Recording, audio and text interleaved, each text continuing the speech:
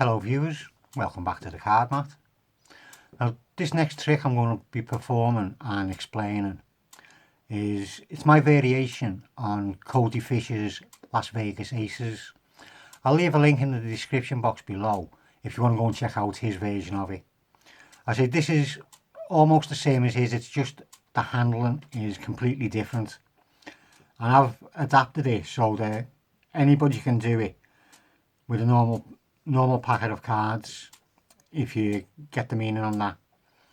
Not to give anything away from his trick and the way he does it, but as I say, mine can be done with a standard, well, almost a standard deck of cards. Well, I hope you enjoyed the performance, and I hope you hang around for the tutorial which comes after it.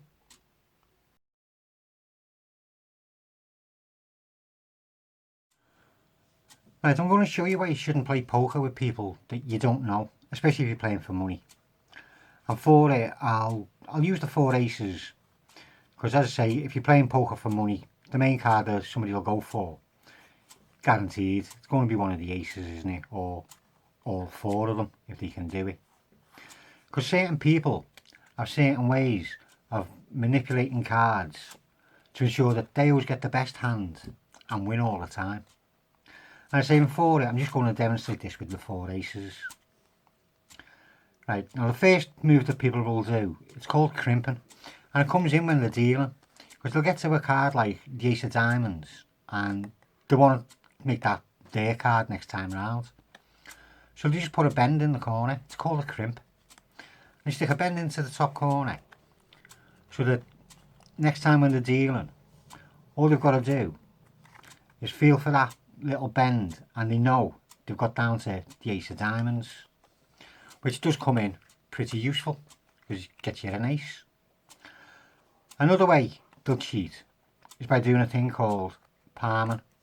As you can see, I've got the ace of spades there on the top, and all the palm is they take the card away in the hand so it can't be seen, and when they get the hand dealt they just put it down on their pile, so they just gain themselves an ace. And that's called palming. Another one, I mean, it gets like the ace of clubs is in the middle. We'll go for that one. And this is called a Boy Scout crossover. Because all you do is you've got the ace of clubs in the middle. And as you pass your hand over, you're just dropping it onto the table. So that what you're left with in your hand are the 2 red aces. And on the table, you get the ace of clubs and the ace of spades.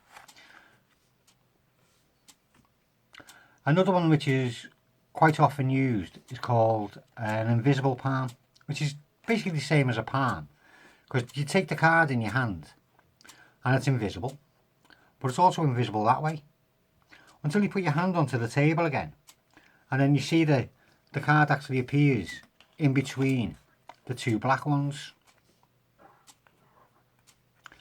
Right, that leaves us with just the ace of hearts left. And there's another palm, and it's called a table palm. And it looks like you're just taking the card underneath your hand onto the table. But you just give it a little bit of a rub, and you find that the card actually disappears away from the table. And unlike a palm, you're not holding it, because it's actually gone into the table, working its way underneath, and then pops up. So when you spread your hand over there, it actually appears on that side. And there's a couple of reasons why you shouldn't play any card game for money with people you don't know, because you're never going to win. You also have to watch people you do know, because you don't know what they might know. Who knows?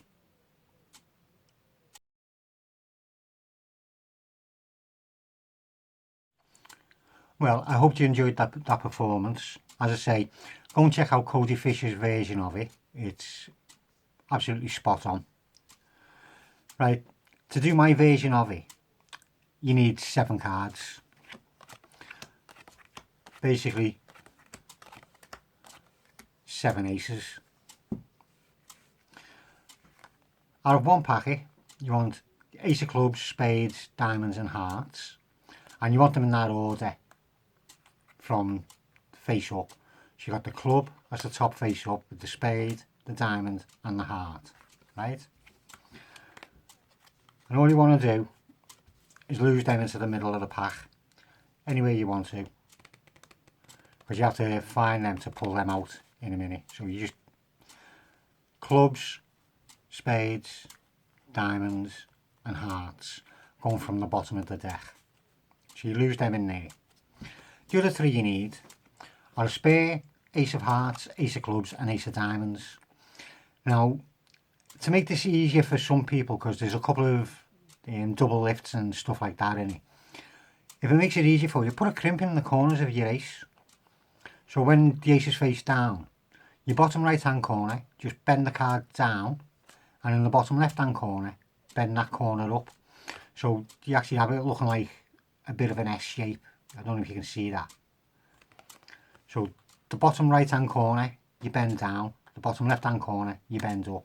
I'm doing it really exaggerated. You don't need it that big.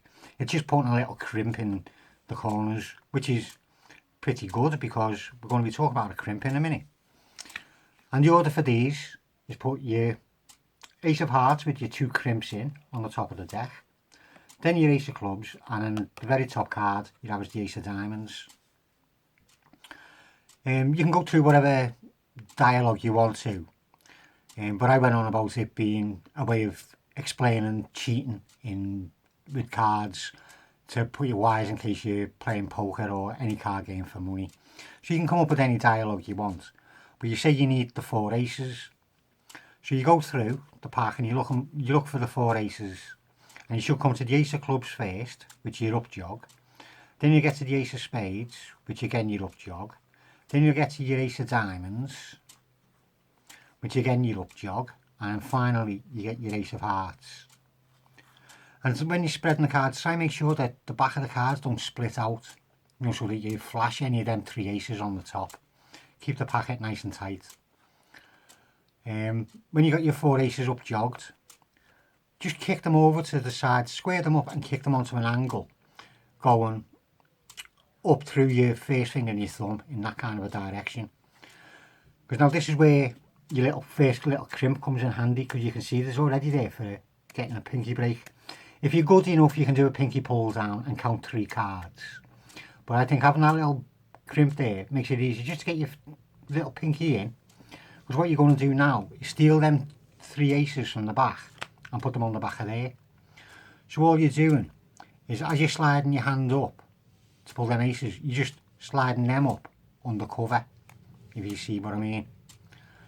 I don't know if you can see it from the back. So the cards come up like that behind them. Then you just grab hold of them 4 cards and strip them out. Turn the pack over and put it down, facing down. So you've now got all your 7 aces in your hand. You then hold it in a middle grip, because you're just going to peel off the top, the second and the third card, just to show you got all 4 aces, and close it up and turn it face down.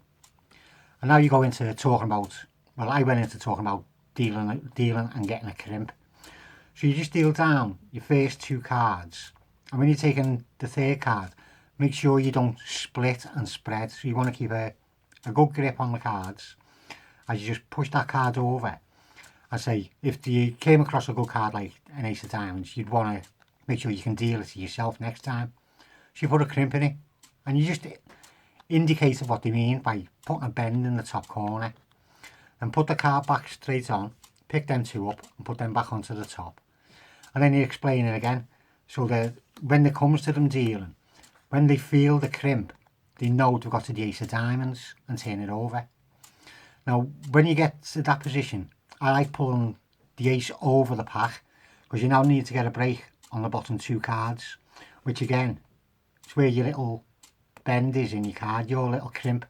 So you just get hold of that. Or you can do a pinky pull down if you're not using the crimp. You just pull down and get 2 cards underneath your finger. And you turn the ace back over, put that on. I like to keep a little break between that ace and the rest of the pack. Then you pick them 2 up and put them on the top, and again keep another break. So now you should have 3 breaks. You've got a break of 2 cards at the bottom, then you've got 2 cards there with another card above the break, and then you've got the last 2 cards up there. So you've got 2 cards, 1 card, 2 cards and 2 cards on the bottom. Because now you're going to pick them up and spread them, and having your little breaks makes it a lot easier. So you grab the top 2 cards together as one, then you grab the single card on its own and spread that over, then you grab your next double at the next break and spread that over, and then you just pinch all the cards so you can turn them over and you can show you've got a spade, a diamond, a club and a heart.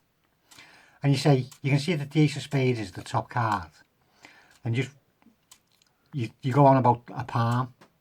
So you've just shown the cards, you say the ace of spades is on the top, and for a palm all they do, and you just do a palm, you just pick the cards up in palm position, making sure that they don't split, and say they take the card away and it's invisible because it's hidden in the hand. And you say, so once cards are dealt, all they've got to do is put the ace down on top of their pile and they've got an ace. When you put it down, be careful that, again, it doesn't split because it is 2 cards. So I find an easy way of doing it is just getting your middle finger on the back of it, and when you put it there, you just push down with your middle finger, which holds them together. Just a little thing that I do at any rate. So you just got 1 ace down. Then you go on about the next one, and you've already got them in a good position, so you're just turning them over. And then you indicate about the middle card, which is your club. And you say there's another move, and it's called the Boy Scout crossover. You point at the ace of clubs, and you close the pack up. And all you do is, as you put your hand over, you're just hitting the top card there. So the top card spreads over like that. So it makes it look as if you just dropped the card. Then to show it, you just, again, keep the cards in middle grip, and you just slide the top card over to turn it to show you've got an ace of hearts and an ace of diamonds in your hand. When you're closing up, you want to get a break on that ace of diamonds on the top. So you got the 2 of them there. When you close up, just push down on it, on this edge, which then pops it up at that edge. So it goes in and you got it into a pinky break. So you got that in a pinky break. Then you say, because like the ace of clubs has gone down here, and you put it square onto the pack and put the ace of spades onto the top of it. Then you pick up the ace of diamonds from the break and you just go into a sandwich move, which is just moving the top ace of spades to the bottom, which sandwiches the ace of diamonds in the middle. And while they're together, again put them down, trying to make sure that they don't spread. Now you take the bottom card and bring it to the top and put it into a 10th position, and that's basically your 10th position. It's just so it's resting on your fingers and held up by your thumb on an angle, because you're going to talk about doing an invisible palm.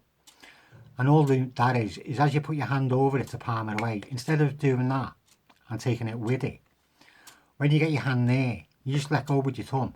That card drops down, you square it, and you're pretending to take it away as a palm. And you say it's called an invisible palm because it's not only invisible that way, but it's invisible that way as well, until you put it on the table. And you just turn your hand over, put it onto the table and spread them cards out. And while you're doing that, just do a little bit of a wrist kill. Push the top card off just to get a pinky break on the next card. You push the face down one up a bit, so when you pick it up, you can just turn it over and put it onto the pack. Square it up with the card underneath, and then sandwich it between the 2 black aces. You can then either stick it down as it is, if you want to, or you can close them up. I'll do this one, putting them down as they are. And don't forget, behind that ace of diamonds, you got the ace of hearts facing the opposite way. So again, make sure you don't spread them as you're putting them down. Then you say, I've only got 1 card left, that's the ace of hearts. And I'll show you another palm, and you just put that onto the pack and you're ending up clean then. And you say about a table palm. And for the table palm, all you're doing is pushing the top card forward. Have your hand just resting on the table, the knuckles of your hand. And you're just pushing that card forward as if you're going to stick it onto the table, like that. Because that's the move you're pretending to do. That you're actually coming over and taking the card with your hand.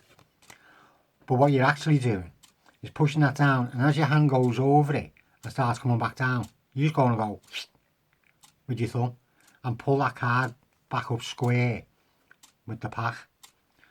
So you go to put it down, your hand comes up over them, and on the way back you're pulling it up as you put your hand down, pretending to take it. And rub, it's disappeared, it's gone through the table, it's disappeared into your hand, whatever way you want to say it. It comes along and comes up into the pack, or it's in your hand, and when you just do that, you find that the last ace has travelled from the pack to there. And as I say, that's the way I do Las Vegas Aces, Cody Fisher's Las Vegas Aces. I hope you enjoyed it. I hope you can master it, and I'll see you soon.